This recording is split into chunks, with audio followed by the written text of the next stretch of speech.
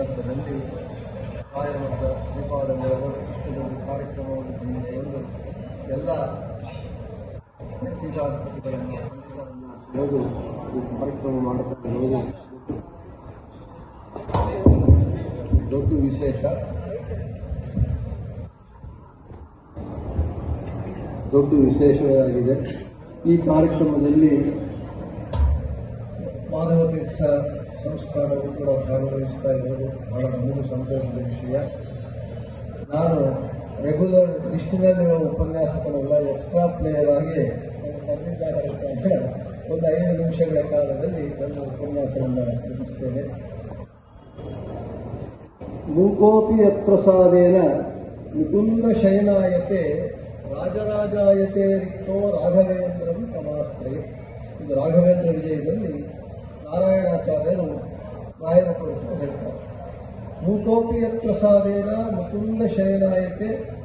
ಯಾವನಾದರೆ ಮೂಕನಾಗಿರ್ತಾನೋ ಅವನು ರಾಯರನ್ನು ಆಶ್ರಯ ಹೊಂದಿದರೆ ಒಳ್ಳೆ ವಾಗ್ಮಿ ಆಗ್ತಾನೆ.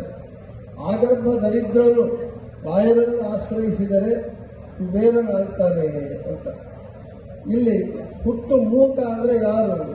ಹುಟ್ಟಿದಾಗಿಂದ ಮಾತುಗಳು ಬರದೇ ಇರುವವರೆಲ್ಲರೂ ಹುಟ್ಟು ಮೂಕರು ಅಂತ ನಮಗೆ ತಿಳಿದಿದೆ. ಆದರೆ ಹುಟ್ಟು ಮೂಕರು ಯಾರು ಅಂತ ಹೇಳಿದ್ರೆ ರಾಯರು ವ್ಯಾಸರಾಜರಾಗಿ ಹೇಳ್ತಾರೆ, ಅಂತರಂಗದಲ್ಲಿ ಹರಿಯ ಕಾಣದವ ಹುಟ್ಟು ಕುರುಡನು ಸಂತತ ಶ್ರೀಹರಿಯ ಚರಿತ ಕೇಳದವ ಜಡಮತಿ ಕಿವುಡನು ಅಂತ.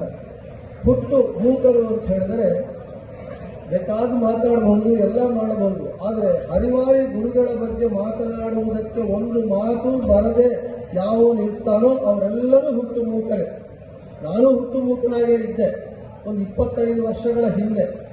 ರಾಘವೇಂದ್ರ ವಿಜಯ ರಾಯರ ಚರಿತ್ರೆಯನ್ನು ನಾನು ಸಪ್ತಾಹಕ್ರಮದಲ್ಲಿ ಹೇಳೋದು ಪ್ರಾರಂಭ ಮಾಡಿ ಅಭ್ಯಾಸ ಮಾಡಿಕೊಂಡ ಅನಂತರವೇ ಇಷ್ಟು ಜನ ಪೀಠಾಧಿಪತಿಗಳ ಮಧ್ಯ 1-2 ಮಾತುಗಳ ರಾಯರ ಬಗ್ಗೆ ಮಾತನಾಡ್ತಾ ಇದ್ದೇನೆ ಅಂತ ಹೇಳಿದ್ರೆ ಮೂಕೋಪಿ ಯತ್ಪ್ರಸಾದೇನ ಮುಕುಂದ ಶಯನಾಯತೆ. ಆ ರಾಯರ ಒಂದು ಅನುಗ್ರಹದಿಂದ ಮಾತ್ರ ರಾಘವೇಂದ್ರರ ವಿಜಯ ಪೇಳುವೆ ರಾಘವೇಂದ್ರರ ಕರುಣ ಬಲದಲ್ಲಿ ರಾಘವೇಂದ್ರರ ಭಕುತರಾದವರಿದನಾದರದಿ ಕೇಳುವುದು.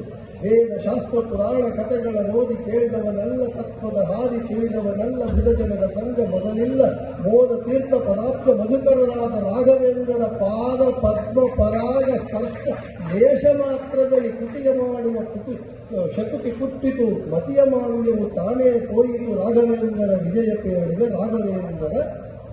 ಹೀಗೆ ಗುರು ಜಗನ್ನಾಥದಾಸರು ಹೇಳ್ತಾರೆ. ಈ ರೀತಿಯಾಗಿ ಯಾರಾದರೆ ರಾಯರ ಆಶ್ರಯ ಹೊಂದುತ್ತಾರೋ ಎಲ್ಲರೂ ಕೂಡ ವಾಗ್ಮಿಗಳಾಗ್ಬಿಡ್ತಾರೆ. ಇವತ್ತು ರಾಯರ ಅನಂತರ ರಾಯರ 1671 ಅಲ್ಲಿಂದ ರಾಯರ ಆದ ನಂತರ ಬಂದ ನನಗೆ ಬಹುಶಃ ಇದು ಯಾರು ತಪ್ಪು ತಿಳ್ಕೊಳ್ಳಲ್ಲ ಅನ್ಕೊಂತೀನಿ. ರಾಯರು ಬಂದ ನಂತರ ಯಾವ ಮಠದಲ್ಲಿ ಯಾವ ಪೀಠಾಧಿಪತಿಗಳು ಬಂದರೂ ಕೂಡ ಎಲ್ಲರೂ ರಾಯರ ವಿಶೇಷ ಕೃಪೆಗೆ ಅನುಗ್ರಹಿತರಾಗಿ ಇವತ್ತು ಎಲ್ಲ ಪೀಠಾಧಿಪತಿಗಳು ರಾಯರ ಗ್ರಂಥಗಳು ರಾಯರ ಪುಸ್ತಕಗಳು ಇಟ್ಕೊಂಡು ಶ್ರೀಪಾದರಾಜರು, ವ್ಯಾಸರಾಜರು, ವಾದಿರಾಜರು, ರಾಯರು ಇವರ ಗ್ರಂಥಗಳನ್ನು ಇಟ್ಕೊಂಡು ಎಲ್ಲರೂ ಮೆರಿತಾ ಇದ್ದಾರೆ. ಅಂದರೆ ಕೇವಲ ರಾಯರೇ ನಮಗೆ ಗತಿ. ಯಾಕೆ ರಾಯರೇ ನಮಗೆ ಗತಿ ಅಂತ ಹೇಳಿದ್ರೆ ಭಗವಂತ ಸತ್ಯಂ ವಿಧಾತುಂ ನಿಜಭೃತ್ಯ ಭಾಷಿತಂ ವ್ಯಾಪ್ತಿಂಚ ಭೂತೇಷು ಅಖಿಲೇಶು ಚಾತ್ಮನಃ ಅದೃಶ್ಯತಾತ್ಯದ್ಭುತ ರೂಪಮುಕ್ತಹನ್ ಸ್ತಂಭೆ ಸಭಾಯಾಂ ನ ಮೃಗಂ ನ ಮಾನುಷಂ ಅಂತ ಹೇಳಿ ಸತ್ಯಂ ವಿಧಾತುಂ ನಿಜಭೃತ್ಯ ಭಾಷಿತಂ. ನಿಜಭೃತ್ಯರು ಯಾರು ಅಂದರೆ ಬ್ರಹ್ಮದೇವರು ಮೊದಲುಕೊಂಡು ಎಲ್ಲರೂ ಆದ ಮೇಲೆ 5 ವರ್ಷದ ಬಾಲಕನಾದ ಪ್ರಹ್ಲಾದರಾಜರು ನಿಜಭೃತ್ಯರು.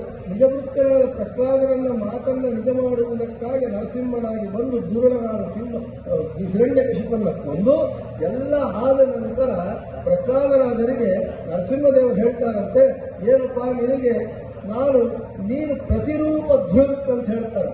ಅಂದ್ರೆ ಯಾರು ನಿನಗೆ ತಾರತಮ್ಯದಲ್ಲಿ ಕೆಳಗೆ ಇರ್ತಾರೋ ಅವರೆಲ್ಲರಿಗೂ ನೀನು ಬಿಂಬನಾಗಿ ಇತ್ತು ಈ ಕಲಿಯುಗದಲ್ಲಿ ಯಾರಾದರೂ ಮುಕ್ತಿಯೋಗಿ ದೇವರು ಉದ್ಧಾರವಾಗಬೇಕು ಅಂತ ಹೇಳಿದ್ರೆ ಥ್ರೂ ಪ್ರಾಪರ್ ಚಾನಲ್ ರಾಯರು, ಆಮೇಲೆ ಅನಂತರವಾಗಿ ಪರಂಪರಾಗತವಾಗಿ ಗುರುಗಳನ್ನ ಹಿಡಿದರೆ ಹೊರತು ಆಗುವುದಿಲ್ಲ. ಅದೇ ರೀತಿಯಲ್ಲಿ ನಮ್ಮ ಸುಮತೀಂದ್ರ ತೀರ್ಥರು ರಾಯರ ಅನಂತರ ಯೋಗೀಂದ್ರ ತೀರ್ಥರು, ಯೋಗಿ ಸೂರ್ಯೇಂದ್ರ ತೀರ್ಥರು, ಆಮೇಲೆ ಸುಮತೀಂದ್ರ ತೀರ್ಥರು ಇವರೆಲ್ಲರೂ ಕೂಡ ಏನು ಇವತ್ತು ರಾಯರ ಒಂದು ಆಶ್ರಯದಲ್ಲಿ ರಾಯರ ಅನುಗ್ರಹದಿಂದ ಇವತ್ತಿನ ದಿನ ನಾವೆಲ್ಲರೂ ಕೂಡ ಗುರುಗಳು ಪೀಠಾಧಿಪತಿಗಳು ಏನು ನಾವು ಮೆರಿತಾ ಇದ್ದೇವೆ, ಪಂಡಿತರು ಏನು ಮೆರಿತಾ ಇದ್ದೇವೆ ಅಂದರೆ ಎಲ್ಲವೂ ಕೂಡ ರಾಯರ ಒಂದು ವಿಶೇಷವಾದ ಅನುಗ್ರಹ. ಆದ ಕಾರಣ ಈ ರೀತಿಯಾಗಿ ಈ ಸ್ಮೃತಿ ನೃತ್ಯೋತ್ಸವ ಆರಾಧನಾ ಸಂದರ್ಭವಾಗಿ ನನಗೆ ಕೊಟ್ಟಿರುವಂತಹ ಒಂದು 5 ನಿಮಿಷಗಳ